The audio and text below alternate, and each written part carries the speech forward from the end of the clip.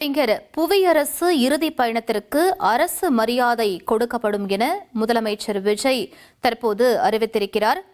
கவிஞர் புவியரசு மறைவுக்கு முதலமைச்சர் விஜய் இரங்கலையும் தெரிவித்திருக்கிறார். கூடுதல் விவரங்களை எமது செய்தியாளர் பாஸ்கர் வழங்கிட கேட்கலாம். பாஸ்கர், இந்த அறிவிப்பு தொடர்பான முழு விவரங்களை பதிவு பண்ணுங்க.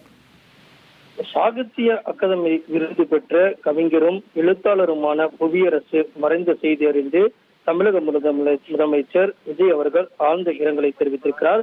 சமூக பொறுப்பை வலியுறுத்திய வகையில கவிதைகளாலும் உலக இலக்கிய செல்வங்களை தமிழுக்கு கொண்டு வந்து மொழிபெயர்ப்பாலும் தனி முத்திரை பதித்தவர் கவிஞர் புவியரசு. கையொப்பம் என்ற கவிதை தொகுப்புக்காக தமிழுக்கான சாகித்ய அகாதமி விருது என்பது அவருக்கு வழங்கப்பட்டது. அதே நேரத்தில் புரட்சிகரக்காரன் என்ற மொழிபெயர்ப்பு நூலுக்காக மொழிபெயர்ப்புக்கான சாகித்ய அகாதமி விருது இருமுறை விருதுகளை பெற்றவர் கவிஞர் புவியரசு அவர்கள். அவர்களுடைய மறைவுக்கு தமிழ் இலக்கிய உலகுக்கு ஈடு செய்ய முடியாத பேரிழப்பு என்பதை தமிழக முதலமைச்சர் விஜய் அவர்கள் சுட்டிக்காட்டியிருக்கிறார். அவரது மறைவால் வாடும் குடும்பத்தினருக்கும் உறவினர்களுக்கும் நண்பர்களுக்கும் தமிழ் இலக்கிய உலகைச் சேர்ந்தவர்களுக்கும் ஆழ்ந்த இரங்கலை தெரிவித்துக் கொள்கிறேன் என்பதையும் தமிழக முதலமைச்சர் விஜய் அவர்கள் சுட்டிக்காட்டியிருக்கிறார்.